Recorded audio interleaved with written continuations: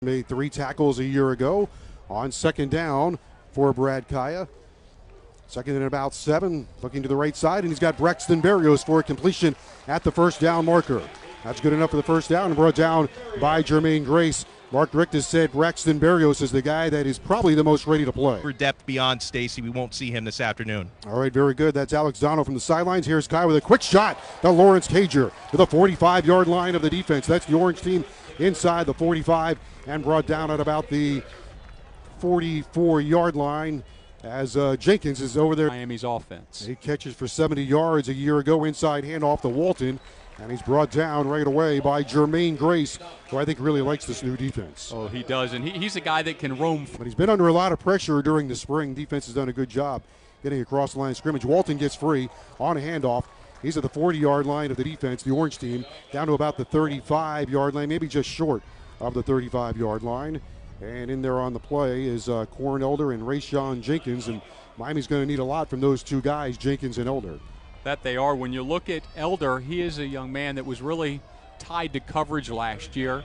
Manny Diaz, the defensive coordinator, made a point to say that the corners are going to be heavily involved in run stopping this year, and that's something where they will get support from the bench as well. You're going to have to extremely well, and he continues to get better at that position with the more reps that he gets. Second down play, Gus the Bus inside the 30 and down to the 29-yard line of the.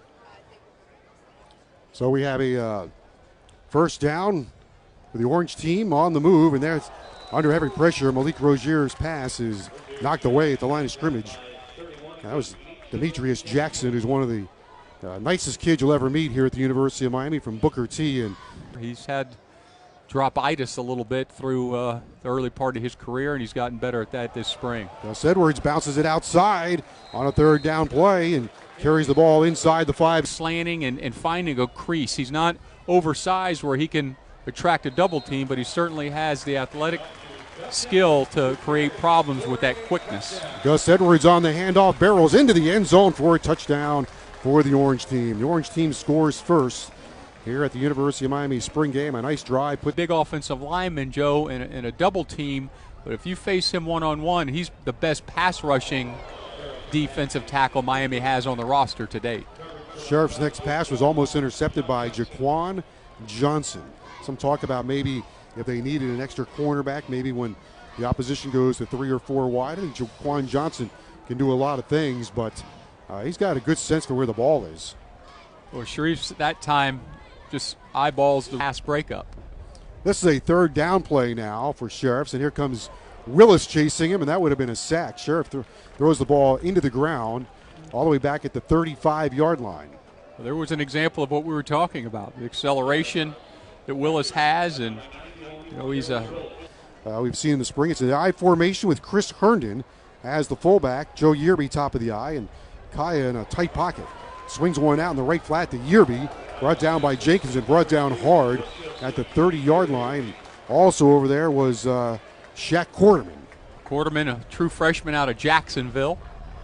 One of the young linebackers that have really made an impact. Now, he looks perfect to sit there in the middle. He's got probably 6 foot, 6'1", thick, has a good understanding of the angles that are needed, understands where he's supposed to be, and more importantly, catches the football at a high rate. Wow. Kaya fires one to Malcolm Lewis down to the 5-yard line. And Coach Richt has talked all spring about the accuracy of Brad Kaya. Oh, my goodness. Talk about finding small windows. Well, he threw it through a jealousy window right there. I mean, just perfectly thrown football. Quarterback. See if Brad Kaya gets him into the end zone here.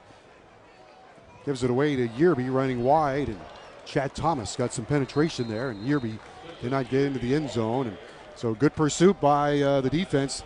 Oku there in the slot. He's a real red zone threat. And Cager got size. Kaya's going to try to throw it. It was a blitz. And then the play is still going on. But I think Coach Richt is going to say that he was sacked by Muhammad, who came across the line of scrimmage like a speeding bullet. I think Coach Richt is right. There's not much question in that. That's a guy that has really come on strong and provided leadership to a defense, and is really brings effort. His goal is to be the best in the country at that position, and he realizes that if you're going to make that statement, that it takes a tremendous amount of work and dedication to get there. Well, Badgley is going to try a 27-yard field goal. There's no rush, and Badgley's kick is good. So now it's 7-3, and we'll take a break.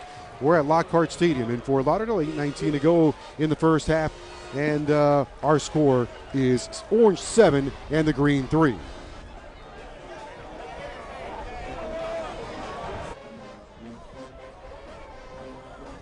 Going into his junior year, and he's getting some outstanding coaching from Coach Cool, the new D-line coach, and it's his time. Ooh. Guy completes a pass to Mark Walton, and Shaq Quarterman and Pickney, along with Elder, all collaborate on the tackle there. And Mark Walton can do a lot of damage for you coming out of the backfield. This is where he's excelled, I think, a lot in spring so far, is those angle ins and catching the ball out of the backfield. Well, last year against Florida Atlantic, he had a great game as a receiver, and I think the whole package of running backs for Miami has the skill to catch the football. I don't know that there's a group in its entirety that's better than Miami nationally. Walton had 22 receptions last year. A pass to the far side of the field is completed to Braxton Berrios, and Redwine pushes him out. You got Elder on one side, Redwine right now on the other side. Where's your confidence level there with Redwine? You know, Joe, at that spot, I'm always leery about experience. You know, you'd like to have those guys stacked up and mentored and maybe redshirted. You see so much in today's football as a corner with the mixed looks and the vertical routes and the crossing routes. So, you know, he's going to have a great camp and really work on his coverage skills on his own. And once camp starts, they've got to put these corners in a lot of positions to be challenged, not to succeed, but to be challenged so they see everything and they don't have to learn on the road. By the way, Kaya is catching fire here in the spring. He's throwing the ball, in this game, I should say, and another completion to Braxton Berrios. Kaya has thrown just 7 interceptions in his last 591 attempts in regular games, so does a great job of protecting the ball. Quick pass to Herndon, breaks a tackle to 10 to the 5, and wow. Chris Herndon barrels into the end zone for a touchdown. Mr. I can do everything comes up big. The entire offense in the end zone to salute Chris Herndon. He's like can line up at tight end. He can line up at fullback, the H-back. He's doing everything, but more importantly, he can catch the football and accelerate.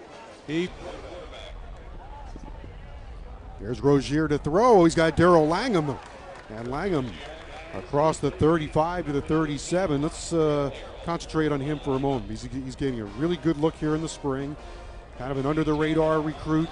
That's where it really begins. And he's got such a big body, and he has the speed that is unusual for somebody of that size. He's got to constantly be able to help in the running game with blocking downfield, something that Miami, Florida State, he had Charlie Ward at that position, and Charlie won a Heisman Trophy. There you go. Started off with a nice pass to Chris Herndon, and Herndon has the first down, and then got hammered by Shaq Quarterman. This Shaq Quarterman just is so natural at that position, and to think that he's only been on campus for 3 or 4 months and has only 17, 18 practices under his belt at the collegiate level. He was a guy that was banged up a little bit in high school. From Oakleaf High School, the same high school that produced Darian Owens for Miami. A sideline pass and a terrific catch by Braxton Berrios. Wow, that was a cocoon of concentration. Braxton Berrios gets 1 foot down at the 49-yard line. Well, you've got a quarterback with outstanding accuracy, and he puts it right to the outside for Braxton Berrios. Braxton goes a little bit airborne, stretches out. The Orange team, they scored first with Malik Rozier. Now Sheriff's going to throw, but he's sacked. 31 again. Demetrius Jackson. Yes. I tell you, he's had a spring. He's going to add some quality depth to that defensive end position, and you can just see the size. Has a little bit of pressure, had a chance for a sack, throws it down the field, intercepted by Jaquan Johnson. He's at the 35, near sideline 40, 45, 50, and Sheriffs has to make the tackle, and that brings us to the end of the first half. And I don't think as Sheriffs is going to go by and see Coach Richt on that pass. It's okay, Coach Richt will find him. They'll learn from it. That's what spring's all about. That's why you don't want your quarterback having to hurry. Now, let's see. We're going to hear, we're hoping to hear from Coach Richt as the team is headed for the locker room. And maybe, not sure where Alex Dono is. All right, let's go down now. Stood out since the day he showed up on campus. This is a guy that can play inside or outside, is very conscious of the type of routes that he runs, but from day one, it was determined that Braxton is sure-handed. And you can watch him throughout his career, and especially today, that he can make every catch in the book, and he's in tune with Brad Kaya, always stays after practice. First national championship coach. He is looking dapper and legendary as always, guys, rocking some suspenders here today. Trayon Gray breaks out across the 35, gets out nearly to the 40-yard line. Gray in the first half, 3 carries and no yards. Does a nice job on that one, getting squared up after he collects the handoff, and you can see the power. He's got straight ahead ability, but he remembers who that is, a guy that can catch and run and can really do a nice job of being a lead blocker for whoever the ball can.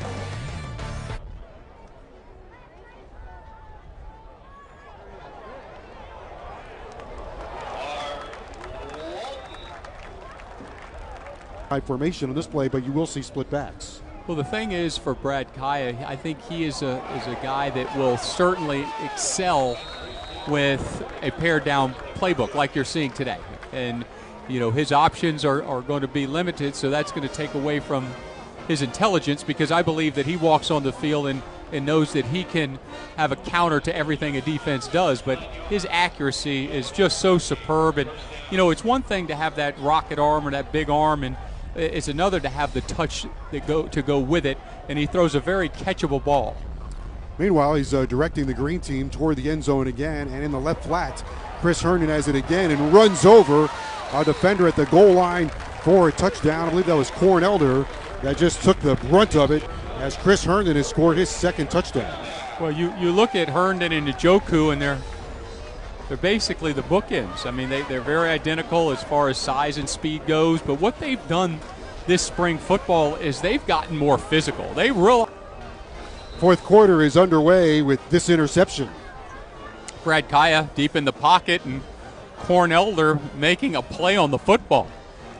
Had an understanding of where that ball was going to be delivered, and Braxton Berrios was the intended receiver, and Corn Elder comes up to front so you can roll those guys. You know, you're playing about a third more plays than you used to.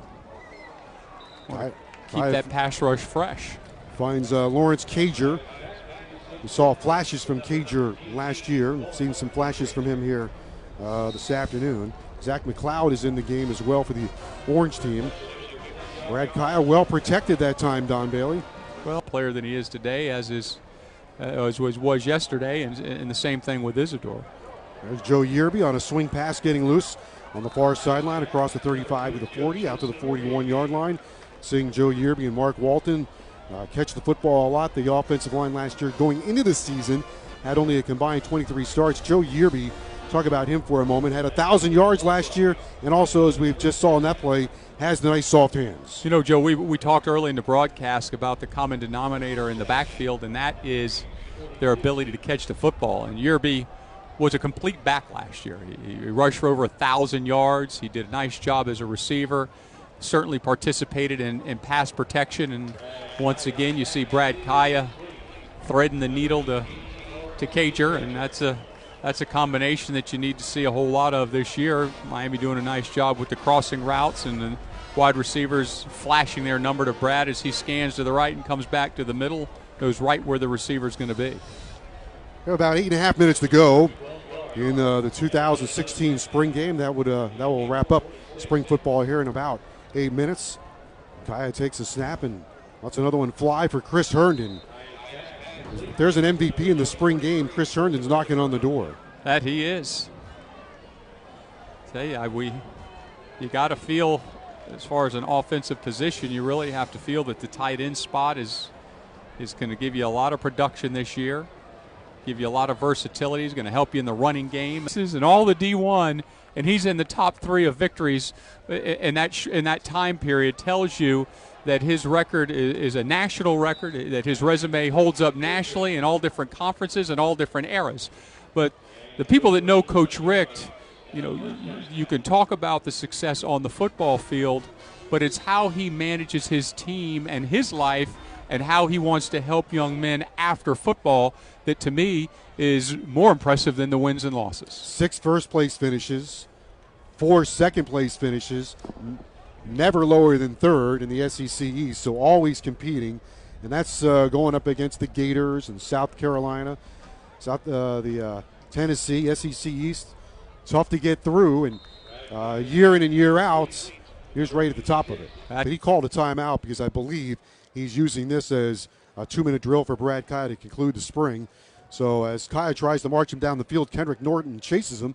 Kaya showing good mobility, but has his pass broken up by Redwine. You know, Brad has done a nice job in the weight room with the corners. Corn Elder had a great day today. You know, he's basically handled everything that's been thrown his way. Certainly has improved himself in run defense. Braxton Berrios has had a nice day as well, coming up with a nice reception right there to keep things going with 49 seconds left in spring football. He's such a fierce competitor. Yeah. You know, Braxton. He wants every catch. He wants every run. Wants to touch that football. Kaya steps up in the pocket, being chased by Demetrius Jackson. And, oh, my goodness, what a catch by Braxton Berrios on the near sidelines, doing a little do-si-do in front of Corn Elder. And if Braxton Berrios if this is going to carry over to the fall, Miami's going to have a special player on the perimeter. Brad Kaya breaks free of the pocket, keeps looking downfield, and just the last second he takes a hard right as far as looking at the field, and Braxton keeps that foot in bounds and stretches out and plays a lot bigger than his listed height. Kaya from the pocket, quick throw, and Lawrence Cager had it and dropped it. Can't have that. Again, trying to run with the ball before he had the ball, and got that big body across the middle, and he gets access into the secondary. That would be a real threat.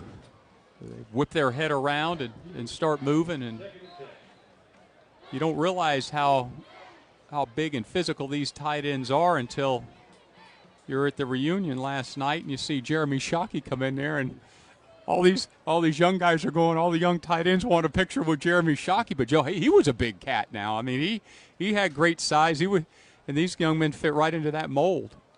Kaya for Malcolm Lewis, and he completes that pass inside the 30-yard line. Brad Kaya takes the snap, and Berrios has it across the middle for a touchdown. That was spectacular. Right on the money. That's why you keep trying to score right there. Nice protection by that offensive line. Brad Kaya with a clean pocket.